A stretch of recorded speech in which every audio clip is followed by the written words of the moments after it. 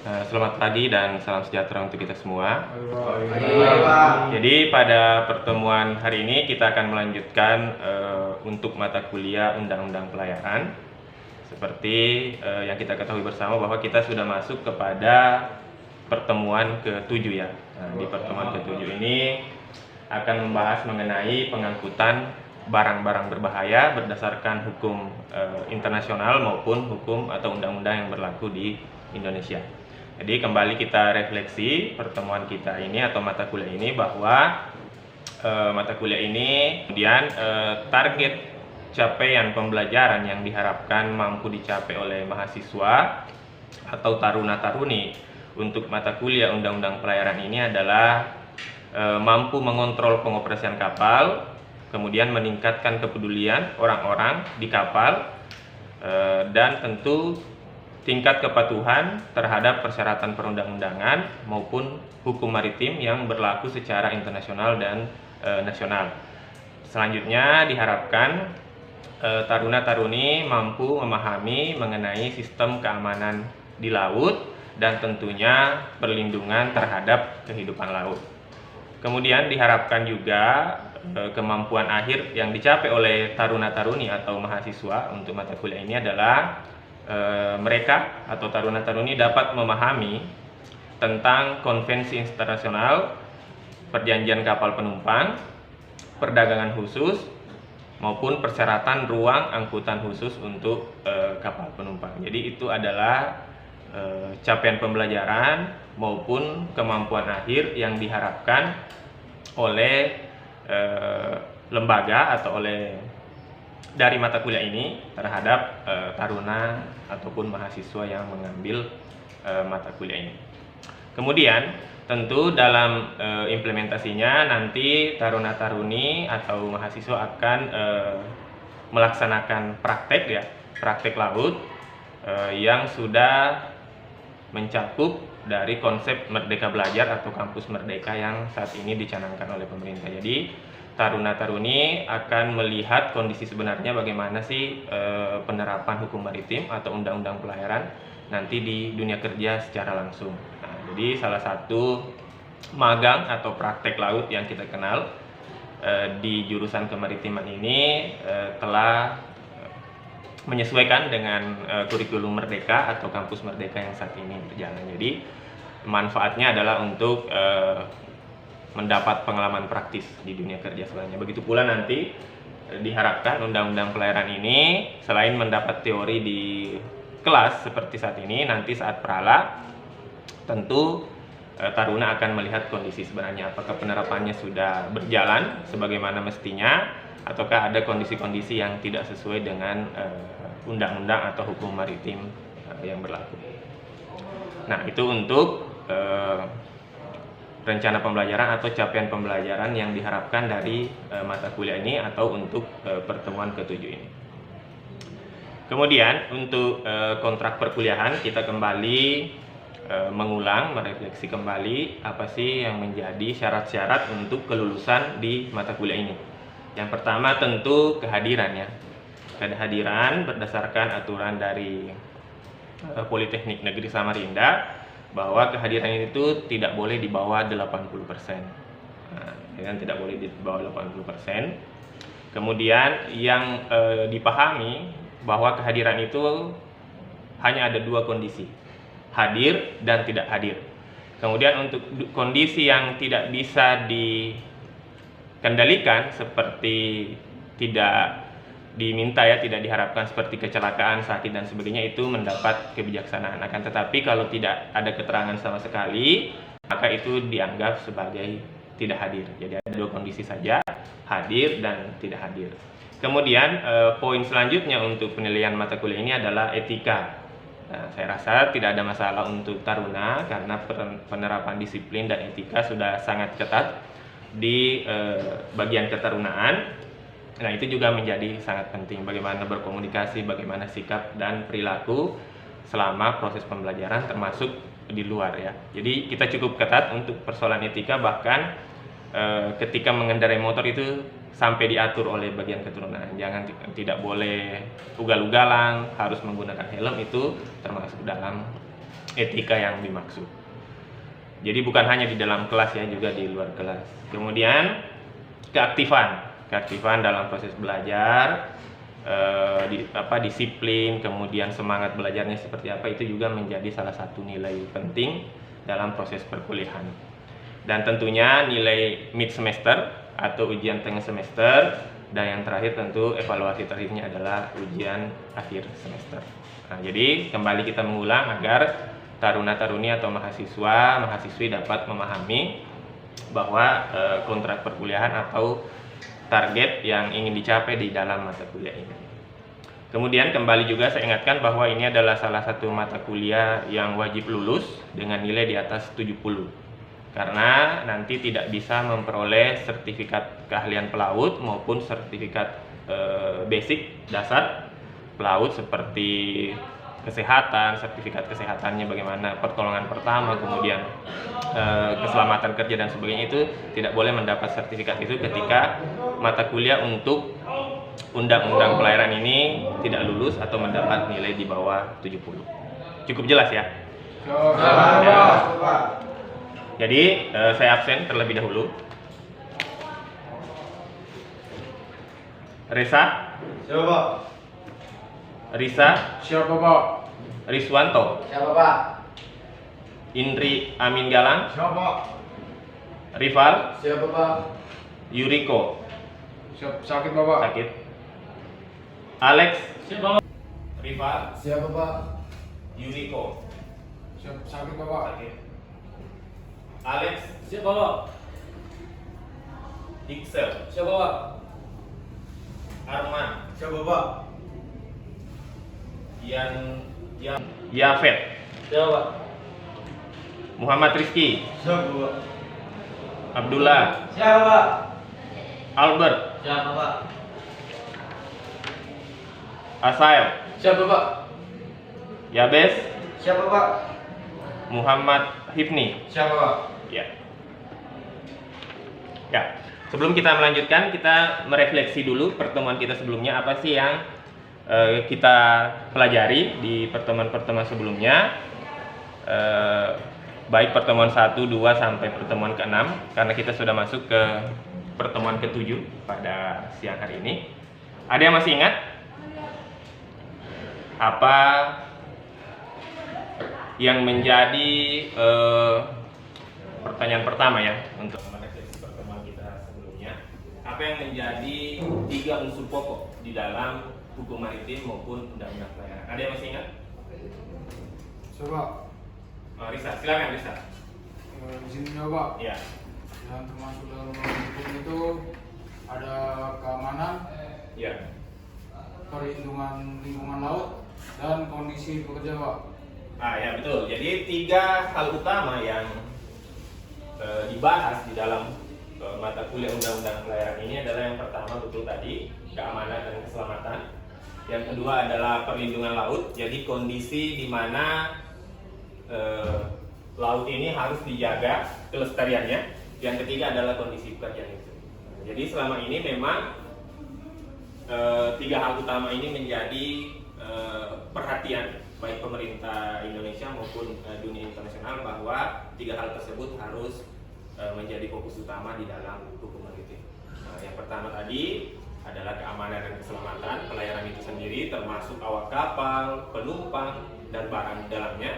Kemudian yang kedua adalah kelestarian lingkungan. Jadi jangan sampai kita menggunakan laut sebagai sarana transportasi maupun kehidupan sehari-hari, akan tetapi kita tidak menjaga kelestariannya. Jadi seperti tidak membuang sampah di laut, kemudian limbah-limbah ataupun minyak di laut itu tidak dibuang sembarangan. Dan yang ketiga adalah kondisi pekerjaan.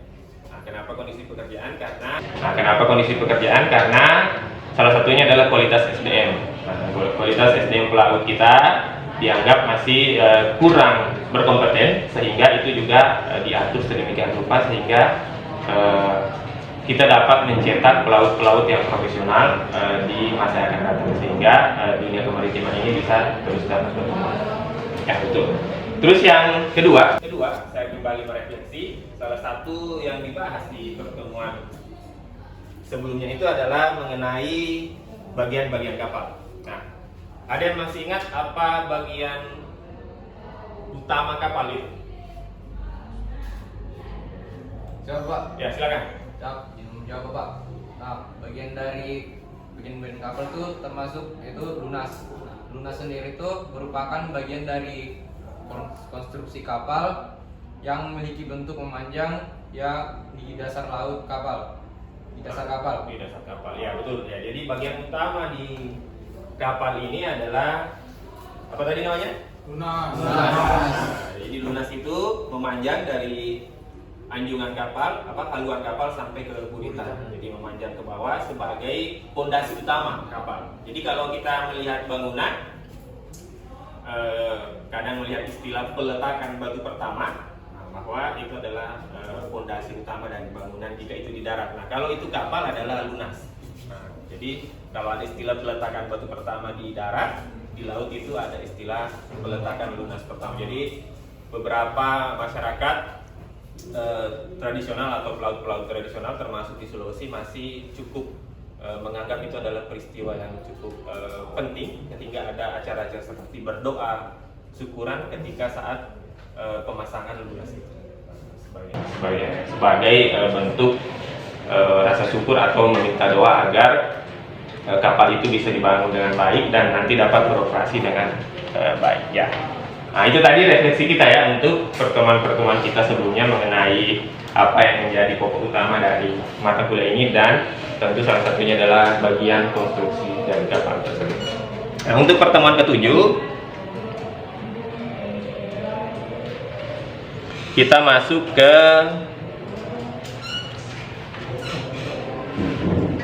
SOLAS atau aturan mengenai keselamatan di laut, dan salah satu babnya adalah membahas mengenai pengangkutan barang-barang berbahaya.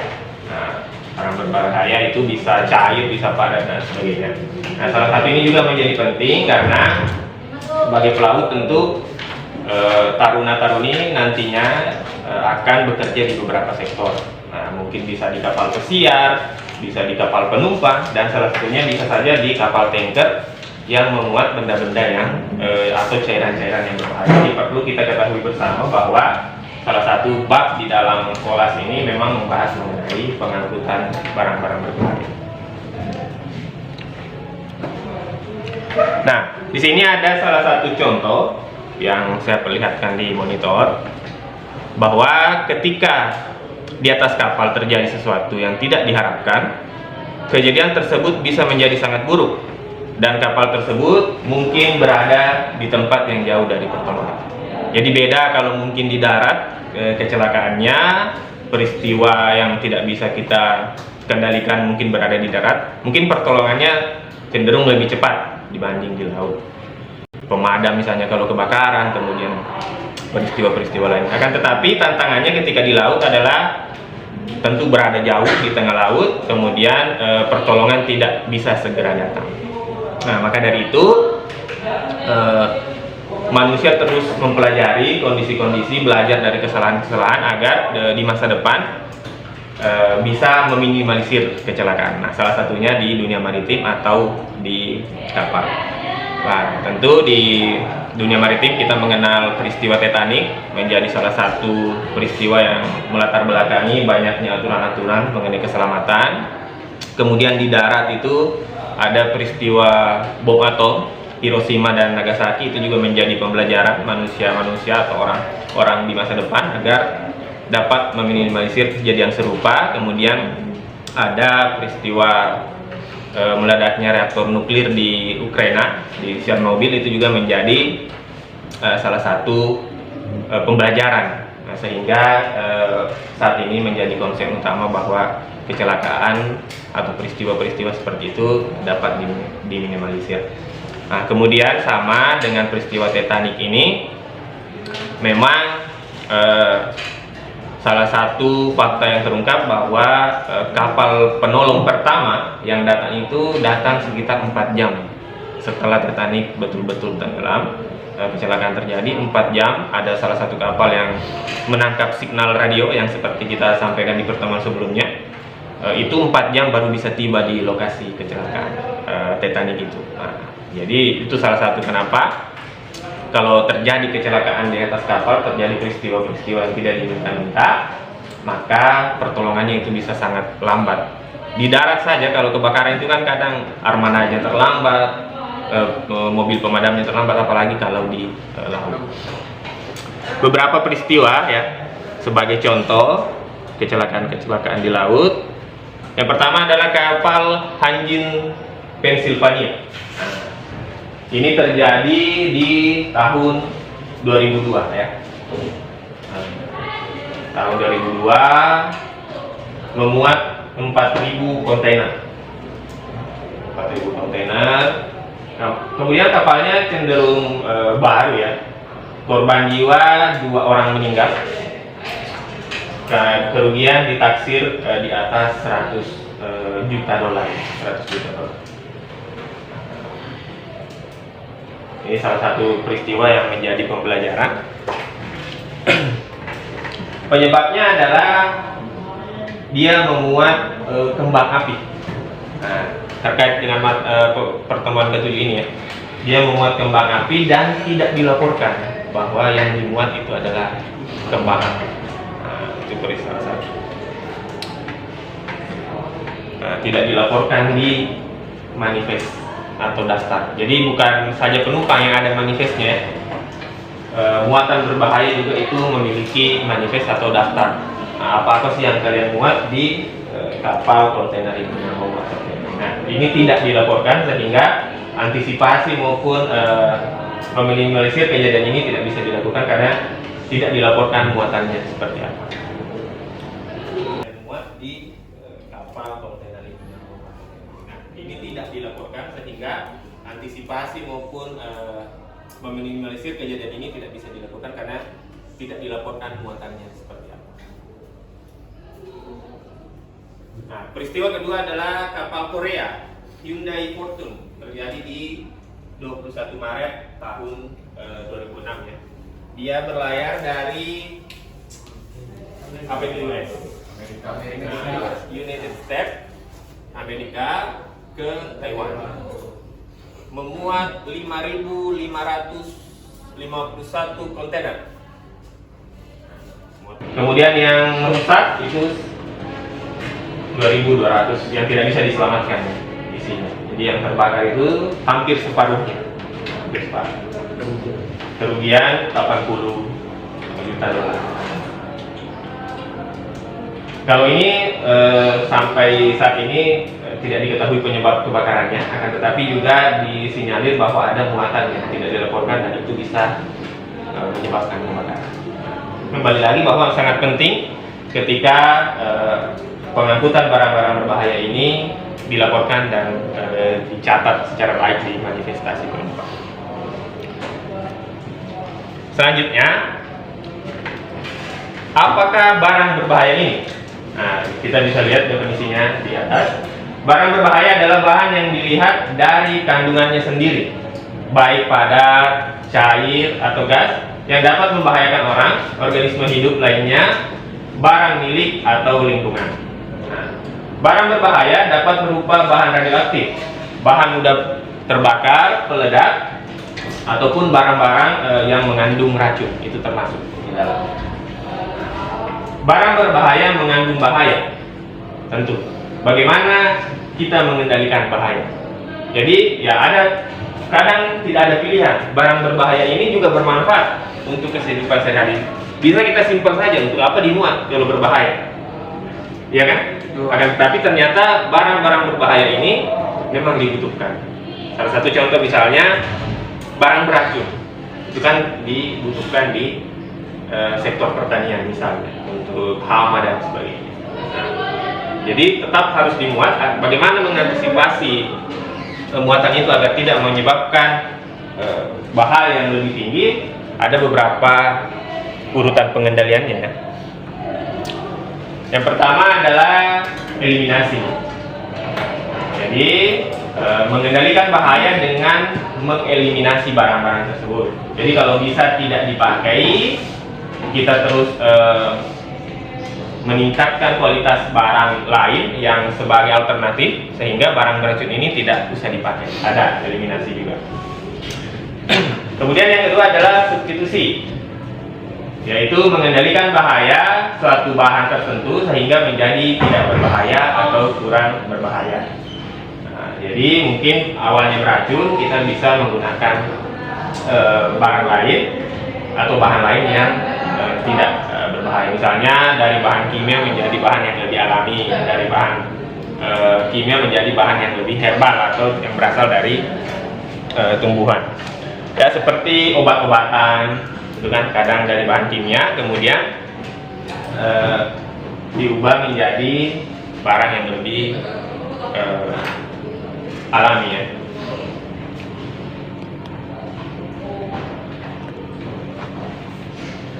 Kemudian selanjutnya rekayasa teknologi. Pendekatan terbaik selanjutnya adalah menggunakan rekayasa teknologi untuk mencegah bahaya mengenai pekerja. Jadi penggunaan teknologi ya, salah satu contohnya di sini adalah saat bekerja di kondisi yang sangat bising, itu bisa menggunakan peredam suara. Kemudian kalau misalnya apa ya istilahnya, ngelas itu kan, melas besi, itu kan menggunakan kacamata. Nah, itu namanya rekayasa teknologi agar melindungi keselamatan dalam bekerja. Jadi kita pakai kacamata, karena kalau memang tidak menggunakan kacamata di dalam melakukan proses las ini bisa sampai bengkak ya. Bisa sampai bengkak ya. Bahkan menggunakan kacamata menurut beberapa teman yang bekerja di sektor tersebut, pada saat menggunakan kacamata saja masih bisa terkena radiasi dari api las itu sehingga menyebabkan mata bengkak. Tapi karena kalau sudah terbiasa, kondisi itu bisa tubuh bisa beradaptasi. Tapi kalau kita baru ya harus menggunakan kacamata. Yang keempat adalah pengendalian. Jika pengendalian secara teknologi tidak dapat dilakukan, maka dapat dilaksanakan dengan mempertimbangkan pengendalian administrasi.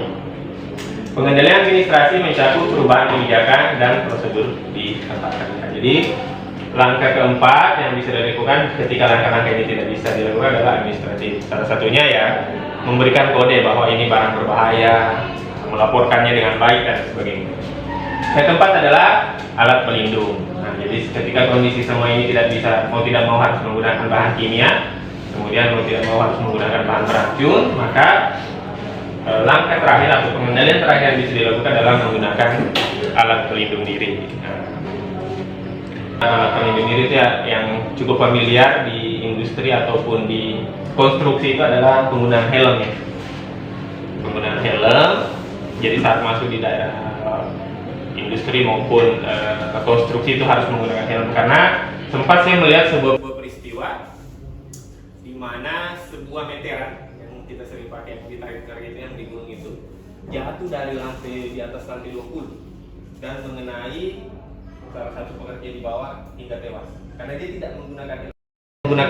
Meteran itu kan hanya mungkin sebesar kepalan tangan saja, tapi karena jatuh dari lantai 20-an, di atas lantai 20-an, kemudian mengenai pas kepala pekerja di bawah yang tidak menggunakan helm, maka dia langsung tewas di tempat, meninggal di tempat. Nah, itu salah satunya. Jadi kalau memang salah satunya juga ya taman COVID ya, para petugas-petugas kesehatan karena mau tidak mau harus ditangani menggunakan alat pelindung diri sampai dengan. Jadi ini adalah urutan pengendalian ketika memang barang-barang berbahaya itu mau tidak mau harus digunakan. Jadi kalau yang pertama tidak bisa, ya harus tetap digunakan, maka cara-cara lain atau pengendalian lain bisa dilakukan.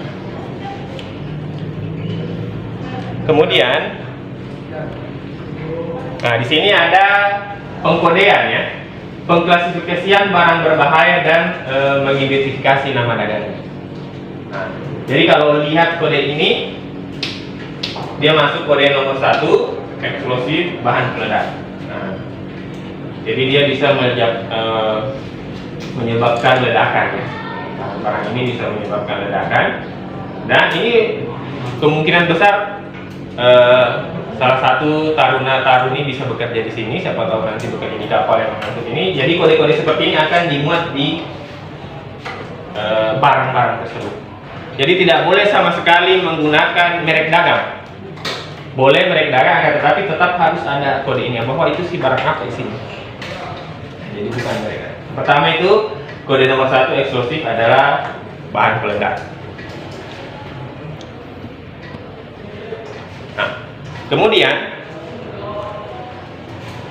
yang kedua adalah gas, ya, gas. Nah, di sini ada gas yang seperti yang kita ketahui bersama, bahkan di darat pun banyak peristiwa-peristiwa ledakan akibat daripada gas ini. Ya. Ini kodenya, jadi hampir sama semua berbentuk segi 4 wujud standar kode-kode dari bahan tersebut. Akan tetapi berdasarkan isinya itu pasti ada nomornya. Nanti ada pengelompokannya lagi. Kelas 21 itu adalah gas mudah terbakar. Kelas 2 itu adalah tidak mudah menyala dan tidak beracun. Kemudian kelas 3 itu adalah gas-gas yang beracun. Nah, ini gas. Kemudian ini untuk cairan. Cairan mudah terbakar seperti bensin dan sebagainya. Kemudian ini masih kelas 3 ya. 2 semuanya menggunakan segi 4 seperti ini.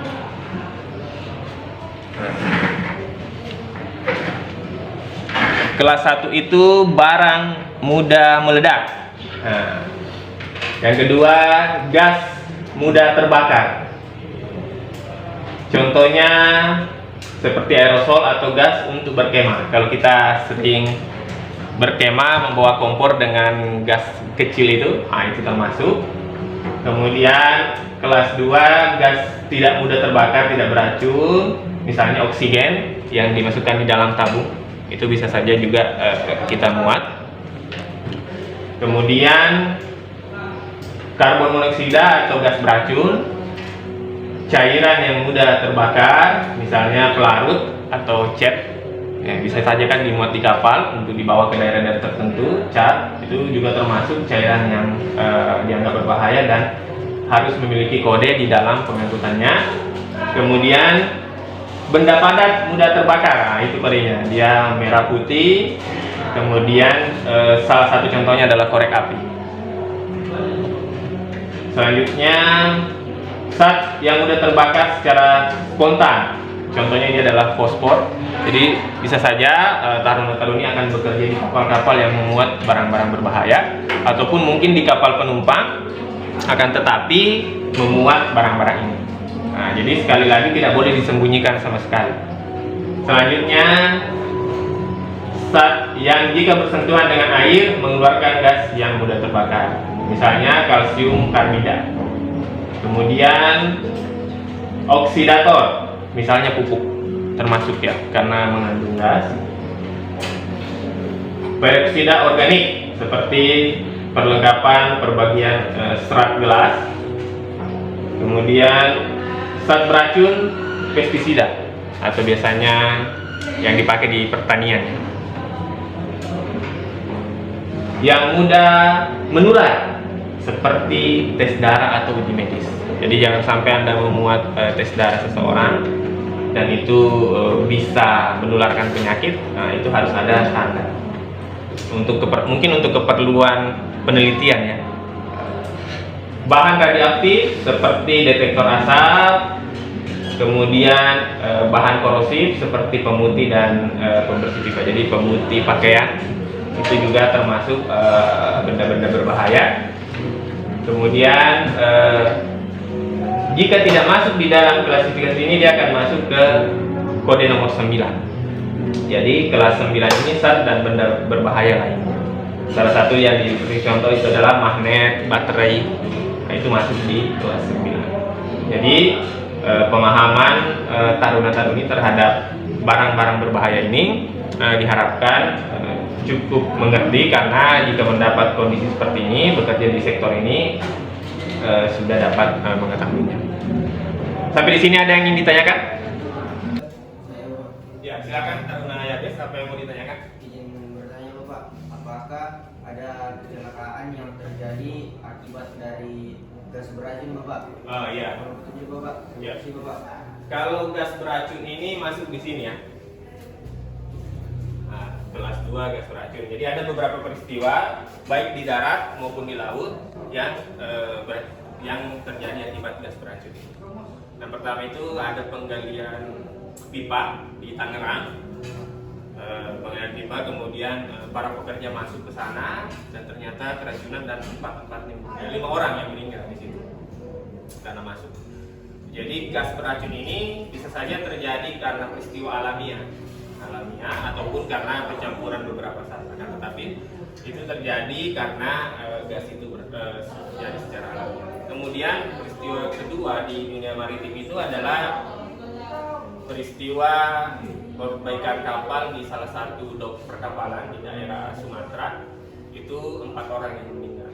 Jadi di palkanya dia hanya masuk memperbaiki, ternyata mengandung gas beracun, mungkin pernah memuat barang berbahaya, akan tetapi gasnya masih berada di dalam, sehingga menyebabkan pekerja-pekerja kapal ini menjadi keracunan.